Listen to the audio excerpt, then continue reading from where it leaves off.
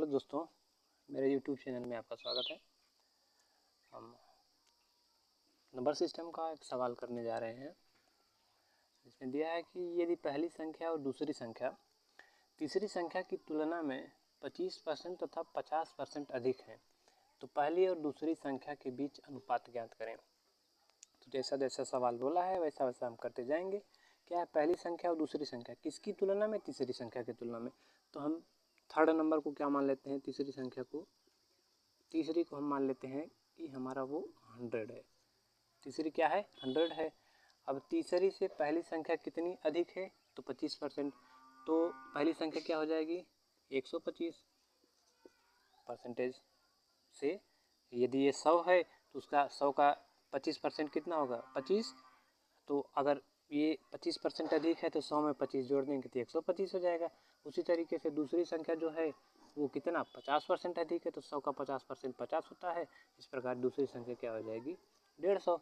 तो आगे क्या बोला है? पहली और दूसरी संख्या के बीच अनुपात ज्ञात करना है। अब इससे हमको कोई लेना देना नहीं है, ये केवल सवाल बनाने के लिए था। अब इस फर्स्ट और दूसरे के बीच में, पहले और दूसरे के बीच में अनुपात। अभी 25 से हम इसको काट देते हैं तो 25 5 बार जाएगा, 25 से 6 बार जाएगा। तो पहली और दूसरी के बीच जो अनुपात है वो 5:6 का है। बस,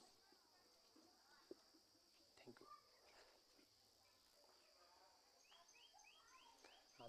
दोस्तों, एक दूसरा सवाल है, 3 क्रमांकित विषम पूर्णांकों में से पहले का 3 गुना दूसरे के 2 गुने से 3 अधिक है, तीसरा पूर्णांक ज्ञात करें। इसके लिए क्या करते हैं हम? 3 क्रमांकित विषम पूर्णांक मान लेते हैं। जैसे हमने मान लिया पहला विषम पूर्णांक क्या है? x है, ठीक। तो दूसरा क्या हो जाएगा? x+2 हो जाएगा। फिर उसके बाद क्या हो जाएगा? x+4। ऐसा हमने क्यों माना? यदि हम x को 1 मानते हैं, यदि x को हम 1 मानते हैं तो 1 में हम 2 जोड़ेंगे तो यहाँ पे 3 आएगा। फिर उसके बाद 1 में ही हम 4 जोड़ेंगे, 5 आएगा। ये 3 क्रमांकित विषम पूर्णांक हो गए कि नहीं? इसी तरीके से हम सम वाला भी मान सकते हैं, ठीक। तो क्या कहा है? 3 क्रमांकित विषम पूर्णांकों में से पहले का 3 गुना। पहला क्या है? ये पहला ये है आपका, दूसरा ये है और तीसरा है ये।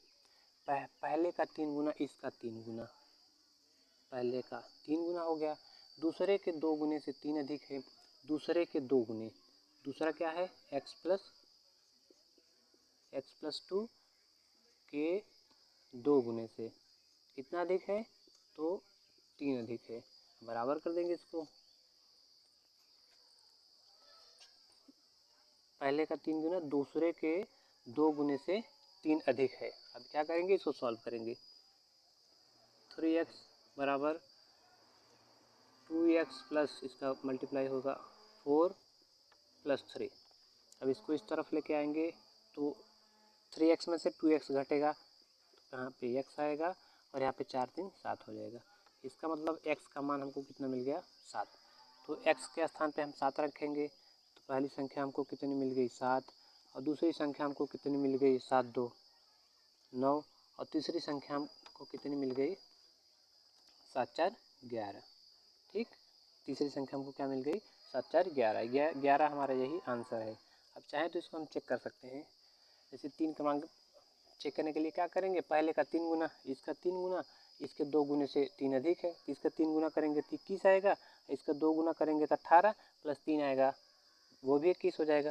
इस प्रकार से हमारा मतलब ये जो सवाल है सही है आंसर। एक और सवाल है, निम्न में से कौन सी संख्या भाज्य है? 719, 709, 729, 739।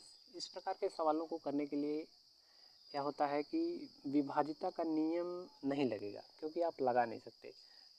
9 1 10 7 17 मान लो 2 3 4 5 6 7, वैसे करेंगे तो काफ़ी समय लगेगा।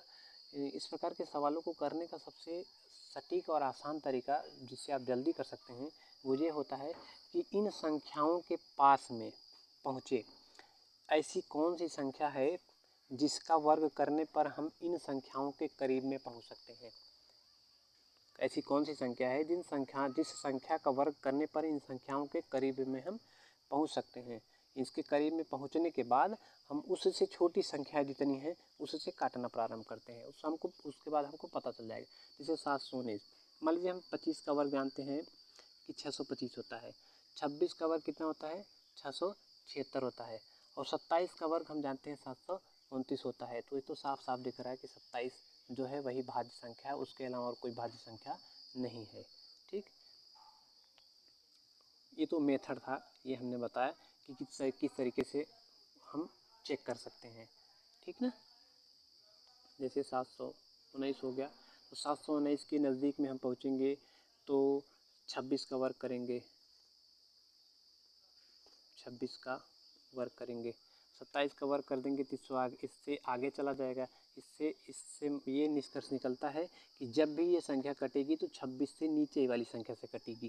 ठीक, तो आप मोटा मोटी किसी अभाज्य संख्या से चेक कर सकते हैं। जैसे 2 से कटेगा नहीं, ये 3 से कटेगा नहीं, 4 से कटेगा नहीं, 5 से कटेगा नहीं, 6 से कटेगा नहीं, 7 से भी नहीं कटेगा। जैसे ऐसी अभाज्य संख्याओं से आप चेक कर सकते हैं जिससे आपको लग रहा हो कटेगा। ठीक, 7 से चेक करेंगे, 7 के नाम 7 तो 19 आ जाएगा, 7 दूनी 14, 5 नहीं कटेगा, 7 से भी नहीं कटेगा, 8 से भी नहीं कटेगा, 9 से भी नहीं कटेगा, क्योंकि 9 1 10 7 17 18 होता तो कट जाता। 10 से भी नहीं कटेगा, 11 से भी नहीं कटेगा। 11 से क्या होता है कि इनका वर्ग 9 7 16 में से 1 घटाएंगे 15 नहीं कटेगा। 11 12 से भी नहीं कटेगा, 13 से भी नहीं कटेगा। ये जो है कि किसी संख्या से नहीं कटेगा, ये जो है किसी संख्या से नहीं कटेगा। तो इनमें से कौन सी भाज्य संख्या है, तो 729, जो कि क्या होता है 27 का क्या होता है वर्ग स्क्वायर होता है। 729 क्या होता है 27 का स्क्वायर होता है। इस प्रकार के सवालों को हम इस तरीके से करते हैं। एक अगला सवाल है कि दो संख्याओं का गुणनफल 24 है तथा उनके वर्गों का योग 52 है, तो उनका योगफल ज्ञात करें। अभी दो संख्या हैं, हम मान सकते हैं इसमें दो संख्या क्या है। यदि ऑप्शन होता तो हम ऑप्शन के थ्रू जाते, ऑप्शन की सहायता से हम करते, लेकिन योगफल पूछा है तो ऑप्शन की सहायता से करना हमको मुश्किल हो जाता है। दो संख्याओं का गुणनफल 24 है। मान लीजिए संख्या क्या है, एक संख्या